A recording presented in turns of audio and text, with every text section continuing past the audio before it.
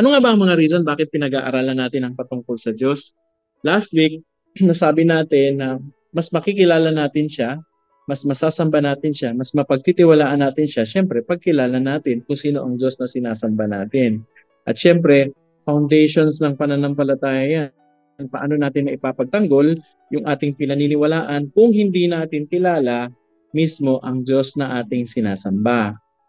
Last time pag-usapan natin na ang Diyos ay yung siya ay creator, siya ay one, pero in three person. Ngayon pag-uusapan naman natin ano yung nature. Pag sinabing nature, yung katangian niya at yung karakter niya, yung kanyang, kumbaga pag sinabi natin character, yung kanyang pag-uugali, no?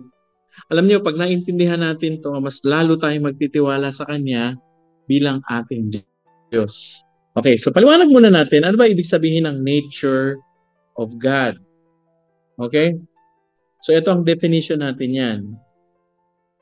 When we say nature of God, basically it refers to His essential being, His fundamental essence, and this encompasses His divine attributes that define Him as God. Meaning to say, tumutukoy, pag sinabing nature of God, tumutukoy ito doon sa mga napakahalagang katangian ng Diyos. At dito, pinapakita sa atin, kaya tinatawag na iisa lang ang Diyos kasi siya lang talaga may katangian na ito at hindi ito pwedeng ibigay o angkinin ng sino paman. Nakuha nyo? Sabi nga dito, these attributes are often referred as the divine perfections. Meaning to say, siya lang talaga ang pwedeng umangkin ng mga katangiang ito. Hindi ito pwedeng i-attribute o ibigay sa ibang persona, tao, bagay man, o sino pa man. No? Hindi ito pwedeng ibigay sa kanila. Talagang ito ay para sa Diyos lang. And that is the nature of God. Meaning to say, kapag ang mga katangiang ito ay nasa isang persona o nasa isang tao, baka Diyos na rin siya. Kaya hindi talaga ito pwedeng ibigay kasi nga iisa lang ang Diyos, siya lang talaga ang meron nito. At ano-ano ang mga katangiang iyon? Ano yung nature of God na siya lang talaga ang meron nito? Okay? Isa-isahin natin. Ready? Number 1. God is eternal. God is eternal. Ang ibig sabihin niyan, ang Diyos ay nandoon na at laging nandiyan at pangwalang hanggan. Meaning to say, wala siyang pinanggalingan, walang gumawa sa kanya, wala siyang pinagmulan, siya ay Diyos na from eternity, God has always been existing. He existed, He is existing, and will always exist. Nakanyo? Kaya nga siya Diyos kasi eternal siya. Wala siyang pinanggalingan. Saan natin mababasa yan sa Bible? Psalms chapter 90, verse 2. Ang sabi dyan, from everlasting to everlasting, you are God. So ang sabi ng Bible, ang Diyos daw ay galing sa everlasting. Sa pangwalang hanggan. At pangwalang hanggan siya. So from everlasting to everlasting. That means to say, that is actually short to say na wala siyang pinanggalingan. At kailanman hindi siya mawawala. Kasi He is an eternal God. Nakakaya niyo po? He is an eternal God. Okay. Deuteronomy 33 verse 27. Ang sabi dyan, the eternal God is your refuge. So binanggit word for word that God is eternal. So ang Diyos na pangwalang hanggan, siya daw ang ating magiging tanggulan. He is our refuge. And His everlasting arms, ang sabi dyan, are under you. He drives out the enemy before you, and He cries out, destroy them. he was talking with the Israelites. And basically, God is telling the Israelites, I am going to take care of you. I'm going to fight for you. I'm going to drive out your enemy. And he said that I am the God eternal. So, God eternal, our God is eternal. He is going to be our refuge. Actually, Moses was telling them, you know what? Ang magtatanggol sa inyo ay ang Diyos na walang hanggan, walang pinagmulan, at walang katapusan. So God is eternal. Alam nyo, walang anuman na nalalaman ko na walang pinanggalingan. Diyos lang talaga. Halimbawa, lahat ng nakikita natin, kahit ang mga inventor, nakaka-invento sila ng mga bagong bagay, pero yung mga nai-invento nila, galing yun doon sa mga ginawa ng Diyos. Meaning to say, may pinanggalingan, may origin, may pinagmulan. Pero ang Diyos wala siyang origin. Nakuha nyo? At si God ang origin o pinagmulan ng lahat ng bagay. He is an eternal God. 1 Timothy chapter 1 verse 17, ito maliwanag din. Sabi, now unto the King eternal. So God is eternal, immortal, invisible, and the only wise God. He is the only wise God. Sabi ni Paul, be honor and glory forever and ever. Karapat-dapat lang purihin ang ating Diyos kasi He is an eternal being. He is an eternal God. Pangalawa, nakatangian ng Diyos na siya lang ang meron bukod sa pagiging eternal. He is omnipotent. This is a big word. No? This is a theological word. Ano ibig sabihin ng omnipotent? From the word omni, meaning to say all, at potent, power. So all powerful. Meaning to say God has always existed and will always exist. Also, He is all powerful. Yeah, no?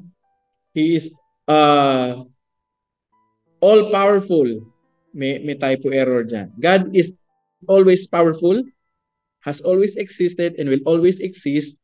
Pero He is also powerful. Saan natin makikita yan? Jeremiah 32:27.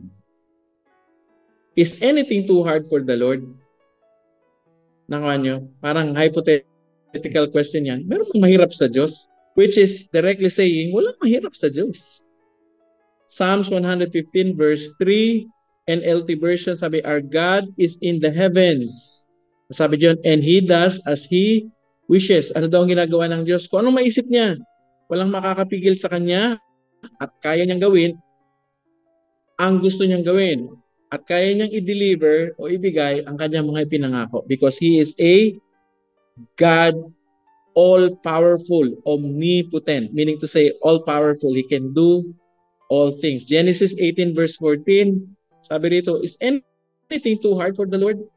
I will return about this next time. I will return about this time next year, and Sarah will have a son. This is actually was the time, ano nangyari dito? Na nangako kasi si Yahweh kay Abraham na mga anak si Sarah. Natawa si Sarah, di ba? Tapos tinanong ni Lord, bakit natatawa si Sarah? Tapos sinabi niya, is there anything too hard for me, for the Lord?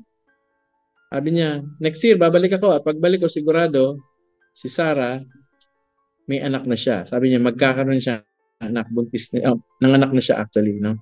So, this is short of saying, God can do all things. The impossible things that we think we cannot do, God is able to do. So, kung may mga bagay tayong hindi natin kayang gawin, imposible para sa atin, sa Diyos, simple lang yun. Posible sa Kanya. So, pangatlo, God is omniscient. Omniscient. Hindi lang siya all-powerful, He is also all-knowing. Omniscient. Meaning to say, He knows everything. All-knowing, all-powerful, eternal God. Saan natin makikita yan? 1 Chronicle 28 verse 9, sabi doon, the Lord searches all hearts and understands all thoughts and all intents. Ano sabi dyan? Ang Panginoon daw, nababasa niya kung anong mga nasa puso't isip ng tao. Naiintindihan niya yun. At alam niya kung anong ating mga intensyon. Kahit di tayo nagsasalita, alam niya. Bakit? Kasi alam niya lahat ng bagay. So alam niya kung anong nakaraan mo, alam niya kung anong ginagawa mo ngayon, at alam niya kung anong patutunguhan mo in the future. Wala tayong may itatago sa Panginoon. Kaya it is futile. Parang ang tawag nito, walang kwenta na isipin natin na hindi nalalaman ng Diyos kung anong ginagawa natin. He knows everything. Ano pa? 1 John chapter 3 verse 20. Sabi dito, even if we feel guilty, God is greater than our feelings. Bakit daw? Because He knows everything. So anong ibig sabihin ng everything dyan? Lahat ng bagay. Mula sa kaliit-liitang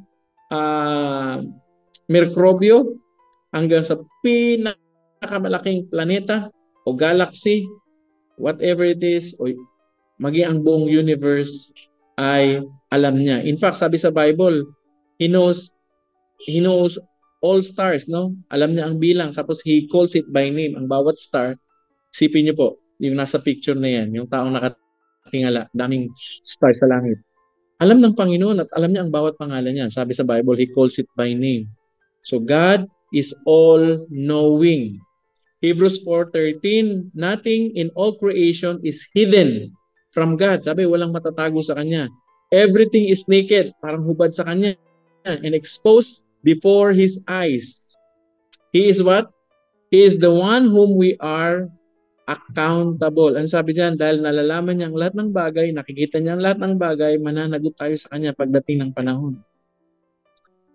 Nakuha niyo? So God is an all-knowing God. Ano yung una? Eternal. Pangalawa, omnipotent, all-powerful. Pangatlo, omniscient. Ano pa? Proverbs 15 verse 3, the Lord is watching everywhere, keeping His eye on both the evil and the good. Ang Panginoon nakatingin daw sa lahat ng tao, lahat ng tao. At tinitingnan niya kung sinong mabuti at masama. And He's going to reward those who obey Him, but He's also going to eventually make accountable those people who are doing evil. Apat, He is an omnipresent God. Siya lang ang Diyos na nasa lahat ng dako. Meaning to say, God is everywhere. Okay? Kahit saan ka pumunta, nandun ang Diyos. Nandun siya. Nakuha niyo? 1 Chronicles 28 verse 9, the Lord searches all hearts and understands all thoughts and all intent. Ano pa? Psalms 139 verse 7 hanggang 10, sabi ni David, I can never escape from your spirit. Sabi, hindi ako makatakas sa spirito mo. I can never get away from your presence. If I go up to heaven, you are there. If I go up to the grave, you are there. If I ride the wings of the morning, if I dwell by the farthest ocean, even there, your hand will guide me, and your strength will, ano sabi dyan? Okay, hide natin ito. Support me. That is simply saying, Lord, kahit saan ako magpunta, nandun ka eh. Hindi ako makatatakas sa paningin mo. Piruin mo ang Diyos eternal, walang pinagmulan. He is from eternity to eternity. He is all-powerful. Kaya niyang gawin ang lahat ng bagay. Wala siyang bagay na hindi kayang gawin. Alam niya lahat ng bagay. At nasa lahat siya ng dako. Alam niyo, kapag sinabing nasa lahat ng dako, ang ibig sabihin niyan, He can travel. He can travel everywhere. At wala siyang timeline. He can go to the past. He can go to the present. Sa atin, tayo lang naman ang may concept ng present eh. At He can go to the future. Sa Panginoon, lahat yun? Bare naked. Meaning to say, alam niya. At nandun siya sa lahat ng dako. Nandun siya sa panahon ng ating kasiyahan. At lalong nandun siya sa panahon na nandun siya sa ating kalungkutan. Nakuha niya? Now, Jeremiah 23:23-24, sabi ni God, Am I a God who is only close at hand, says the Lord? No, I am far away at the same time. Can anyone hide from me in a secret place? Am I not everywhere in all the heavens and earth, says the Lord? Kasi sabi ng Panginoon, meron ba makakatago sa akin? Hindi. Sabi niya, ako lang ba ang Diyos na nasa malapit? Hindi, kahit sa malayo.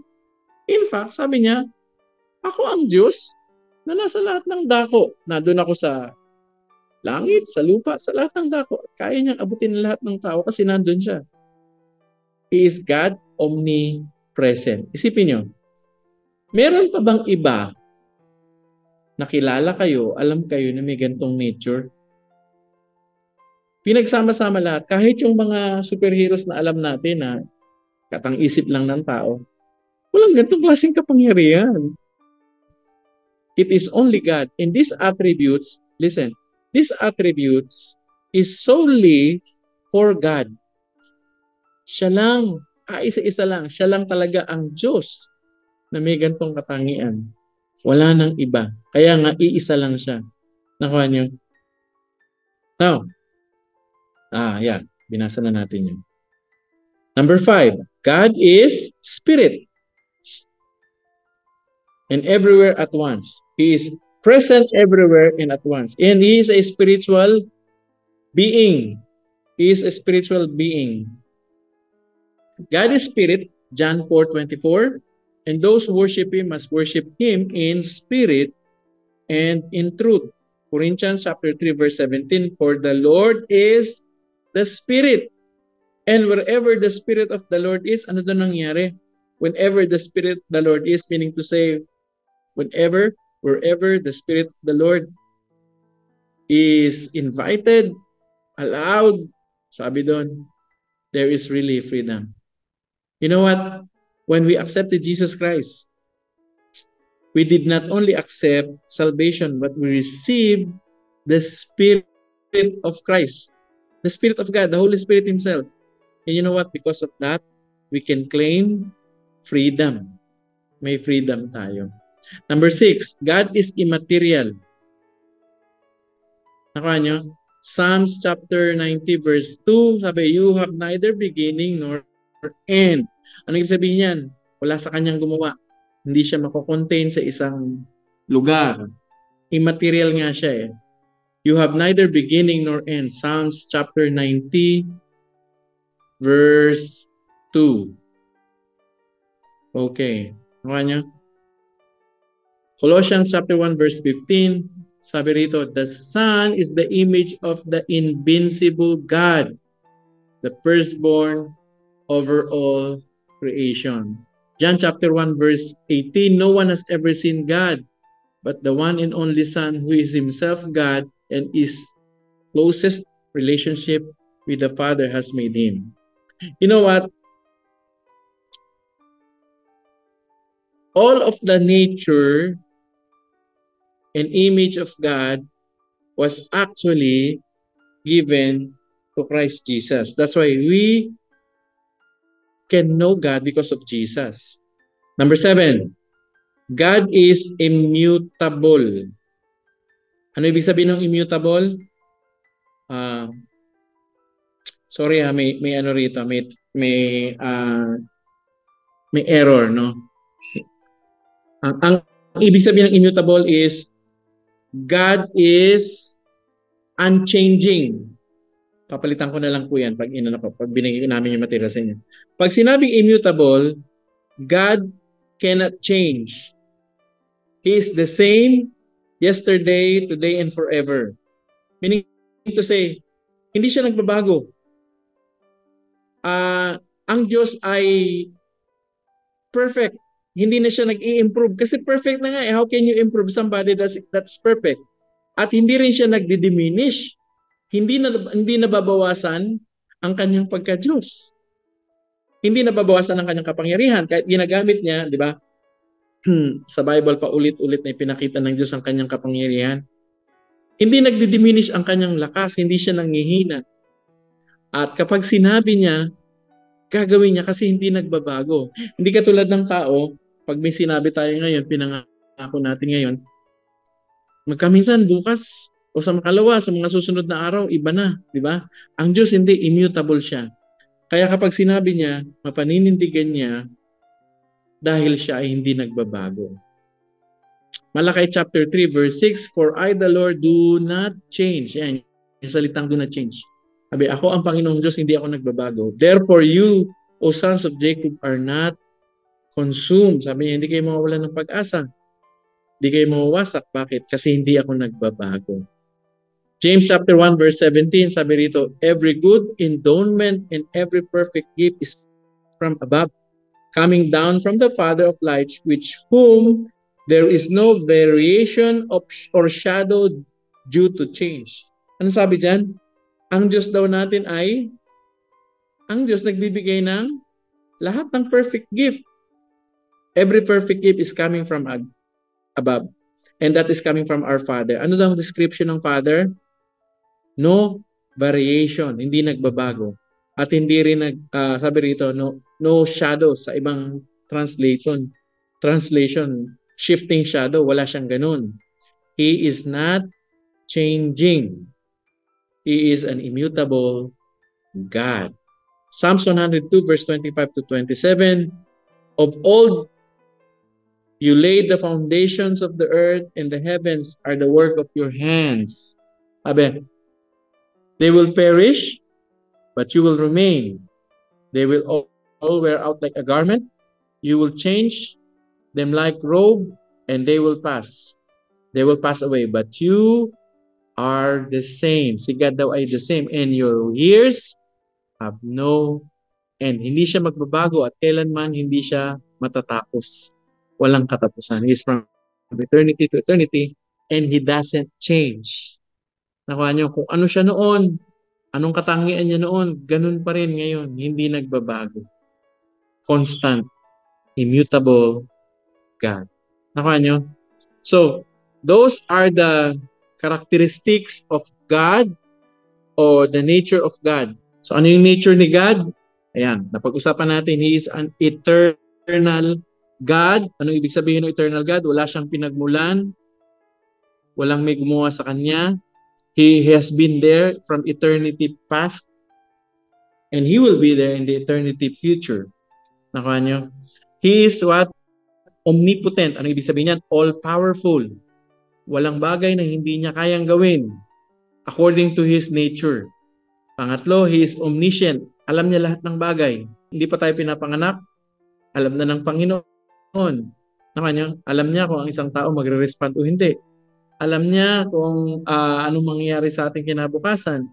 Alam niya lahat. Alam niya ang pinagdadaanan natin. At alam niya rin kung paano solusyonan.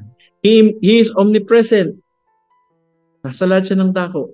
Kahit saan ka magpunta, hindi ka makakatakas sa Panginoon. He is a spirit being, spiritual being. He is immaterial. Hindi siya gawa sa ano pa mang material. Nakuha niyo? And immutable. Meaning to say, hindi siya nagbabago. So those are the nature of God. Okay? Mamaya po pag-uusapan natin yung character. Pero so far, ano po yung mga nagustuhan nyo? Of course, sa akin lahat nagustuhan ko yan. Pero ano isa sa mga nag-impact sa inyo na character ni God? Doon sa mga character niya, ano isa sa mga realization nyo patungkol sa Panginoon? Okay, for now, gagawin po natin ay sasagutin po natin yung first two questions. So, i-break out po tayo. Then, siguro 15 to 20 minutes balik po tayo. Tatalakayin naman po natin mamaya yung character. Ano po? Character ni Lord. Pag-uusapan natin ngayon yung character of God. Pag naintindihan natin yung nature of God, tapos yung kanyang character, mas lalo natin siyang pagtitiwalaan eh. So ano bang ibig sabihin ng character of God? So it refers to His moral and ethical qualities, yung moralidad at yung pagiging, yung kabutihan ng Diyos, no? It is how He expresses His divine nature in His dealing with creation. So yung kanyang divine nature, yung kanyang pagiging makapangyarihan, alam ang lahat ng bagay, pagiging eternal, immutable, lahat ng yun, ine-express niya yun sa pamamagitan ng ganitong klaseng pag-uugali, yung mga babanggitin natin. Nakuha nyo? At ang mga katangian na ito yung mga katangian na masasabi mong tama lang na nagtiwala tayo sa Diyos kasi ito nga ang ating Diyos. Nakuha nyo? So, ano-ano yung mga key aspects na yon, yung mga katangian o pag-uugali ng Diyos na napaka-natural galing sa Kanya talaga. So, ito yung mga yon. Number 1, ang Diyos ay pag-ibig. So, God is love. What does that mean? It means He loves His creation, especially humanity. So, ang Diyos ay pag-ibig. At yung ginawa niya, basically, ginawa niya yun ng may pag-ibig. At lahat ng kilos niya, galaw niya, laging may pag-ibig. Maging ang mga tao, actually, especially tayong mga tao, He wants to express His love to us. Nakasulat mo yan sa Bible? 1 John chapter 4 verse 8, God is love. Meaning to say, yung pinaka-karakteristik niya, nag-uugat sa Kanya, ang pag-ibig. Walang anumang bagay na ginagawa siya na walang pag-ibig. Laging nandoon yun. Hindi nababawasan ang kanyang pag-ibig, hindi nagbabago ang kanyang pag-ibig. Nakuha niyo? At yung pag-ibig niya ay kaya niyang patunayan.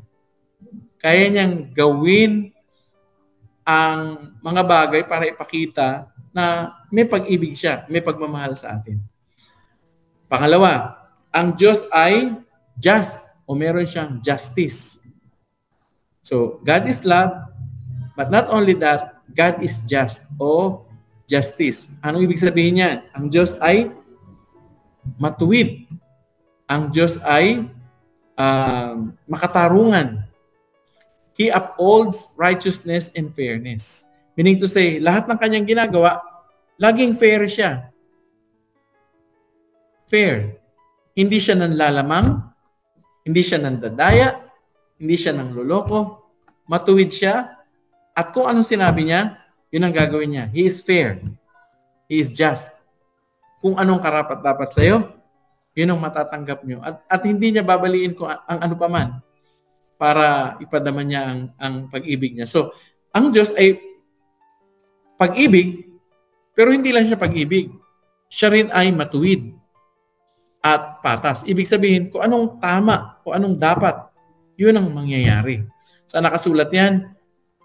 Psalms 145 verse 17. The Lord is righteous in all His ways and holy in all His works. Meaning to say, pag nagdesisyon siya, matuwid yan, patas yan, tama yan. Walang panlalamang, walang panluloko, walang pandadaya. Just yan.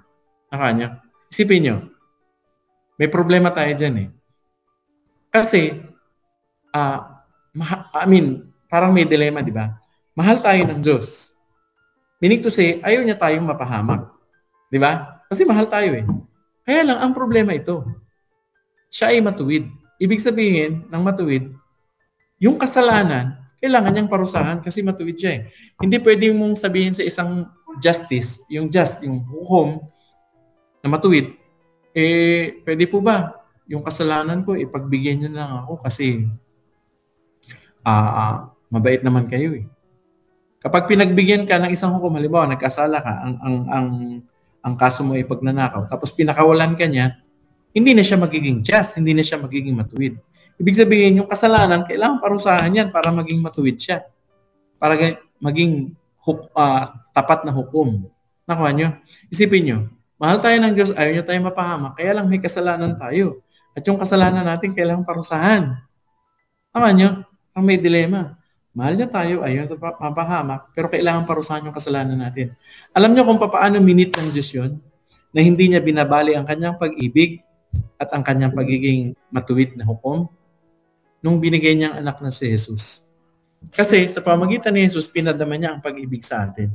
Pero sa pamamagitan din ni Jesus, yung kanyang pagiging matuwid ay hindi niya rin binali. Kasi kailangan niyang parusahan ng kasalanan eh.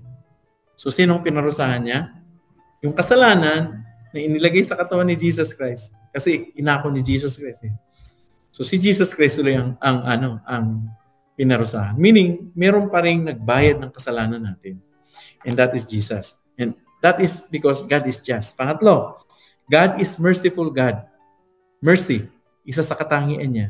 Ang ibig sabihin niyan, siya ay mahabagin, maawain, at mapagpatawad. The Lord is slow to anger and abundant in mercy. Psalms 145 verse 8.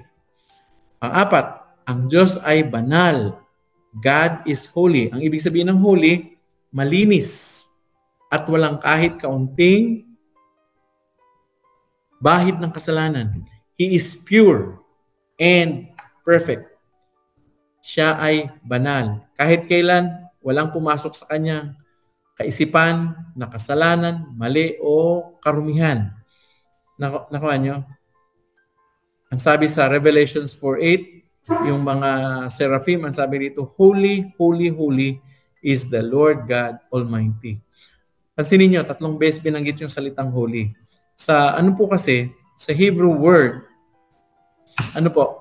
wala silang katulad sa atin na meron tayong superlative. Yung tayo, di ba, maganda, mas maganda, pinakamaganda.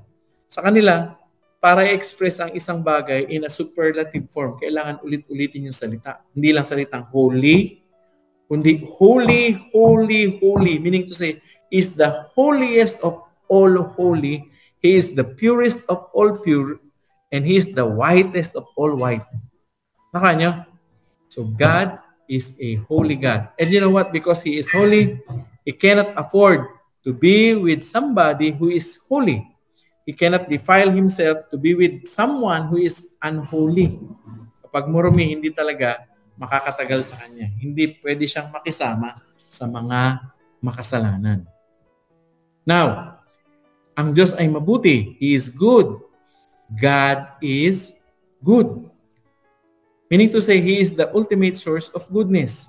At kapag gumagawa siya, kapag nag-iisip siya, kapag nagsasalita siya, kapag may sinabi siya, ang lahat ng yun ay nagmumula sa kanyang goodness. Kapag may ginawa siya, o hindi siya ginawa. Isipin nyo kapag may ginawa siya, ginagawa niya yun out of kabutihan. At kapag meron siyang hindi ginawa sa atin, ginagawa niya pa rin yun out of sa kanyang kabutihan dahil mabuti ang Diyos. Nakuha nyo? So, laging mabuti ang Diyos. Sabi sa Bible, the Lord is good to all and His tender mercies are over all His works. Psalms 145 verse 9. At alam nyo, ito pang isang magandang bagay sa Diyos. Kasi sa atin, marami tayong mga karanasang masasama, di ba? Pero alam nyo ba ang Diyos, dahil siya ay mabuti, kahit yung mga karanasan nating masasama, kaya niyang baliktarin, kaya niyang gawing ang kalalabasan ay mabuti pa rin, sa ikabubuti pa rin natin. Because God is good. Number 6, God is faithful. Ano ibig sabihin niyan? Siya ay tapat. And He keeps His promises. Kapag may sinabi siya, gagawin niya. Tutuparin niya. Nakanyo, pag may tinangako siya, yung pangakong yun, kung anong sinabi niya, gagawin niya.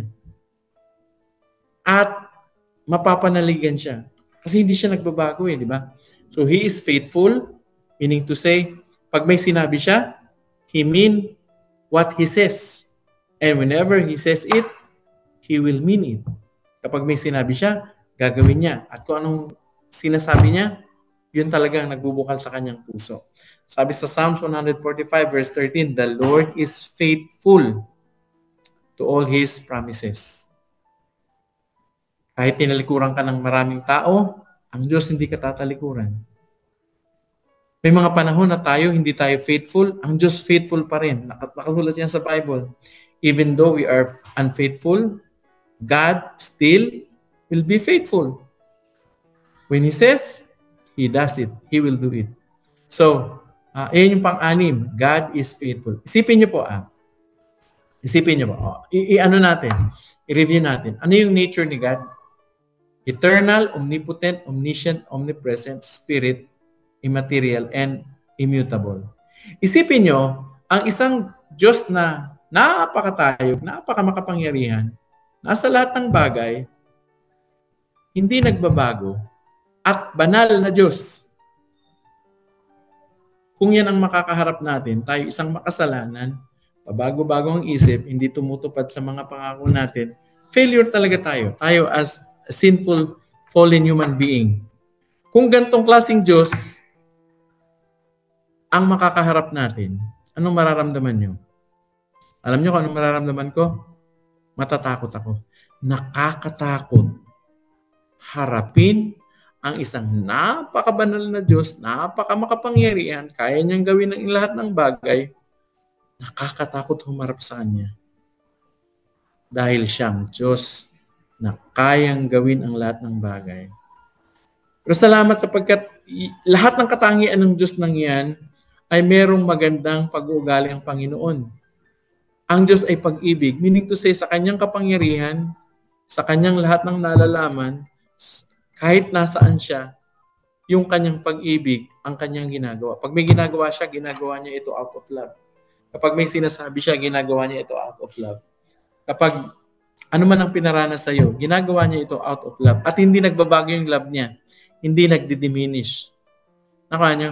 You cannot do anything to add up to His love. You cannot also do anything to diminish His love.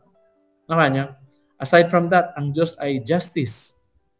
Makatarungan. Meaning to say, dito sa lupang ito, siguro may mga karanasan tayo na tayo ay namaltrato tapos hindi natin nakuha yung katarungan. Alam niyo ang Diyos, dahil siya ay makatarungan, gagawa siya ng paraan para eventually maranasan natin yung katarungan. O kung tayo siguro may mga ginagawa tayong kalokohan, kasalanan, at akala natin ay makakalagpas tayo doon. No. Because God is just, I tell you, makakaranas tayo ng justice. Kaya nga nakakatakot kapag yung justice ni God ang pinag-usapan. Kasi sa totoo lang, kung titingnan ko sarili ko, sa lahat ng kasalanan at kalokohan na ginawa ko, wala, impyerno talaga ako, kaparusahan, dapat lang talaga akong parusahan ng Diyos. Pero ang nakakatuwa nito yung pangatlo, mercy. Ang Diyos ay mahabagin. Sa Kanyang pag-ibig, kinahabagan niya ako. Nakuha niyo? At hindi lang yan, holy din ang Diyos. Biruin mo, ang Diyos ay banal at dahil hindi ako banal, hindi ako kayang lumapit sa Kanya. Pero dahil sa Kanyang pag-ibig at kahabagan, pinapaging banal niya tayo. Nakuha niyo? At yung ginagawa niyang yun because of His goodness and He is faithful to His promise. Alam niyo ito, kapag ang Diyos may sinabi, tandaan niyong mabuti yun. Hindi lang tandaan, i-memorize, i-recite, i-meditate, at i-practice. Meaning to say, paniwalaan, gawin ko anong, kasi pag sinabi niya He's faithful, He's going to what?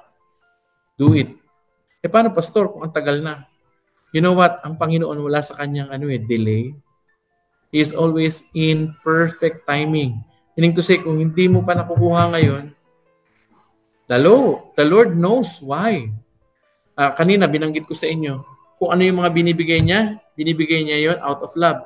At kung ano yung mga hindi niya pa ibinibigay sa atin ngayon, ginagawa niya yon out of love. So meron siyang mas mataas na layunin at dahilan kung bakit di natin nararanasan yon. So you have to believe that God is all of this. He is love, He is justice, He is mercy, He is holy, He is good, He is faithful, and He can do everything. He knows everything. Nakuha niyo? He is at all things. He is present at all times. He is eternal God. And He is unchanging. And you know what? Because of that, we can have confidence that our God indeed is the true God. Nakanya po. So in the essence, if we're going to conclude, the nature of God is what He is, while His character is how He acts. His nature is the foundation of His character, and His character is the manifestation of His nature. Hindi pwedeng paghiwalayin ang Kanyang nature at ang Kanyang character. When we understand both the nature and character of God, you know what? We are going to trust Him more, love Him more, and worship and have that holy respect. We call it reverence. Nakuha nyo? Because God is a God who has that incredible nature. At ang Diyos lang merong ganyan. So, yung pangalawang discussion questions natin, we'll have 2 more questions.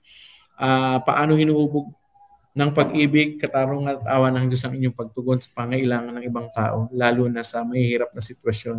At saka, anong epekto ng iyong pananampalataya ngayon na naunawaan mo ng Diyos ay banal pala, mabuti, laging tapat, kahit sa harap ng mga pagsubok.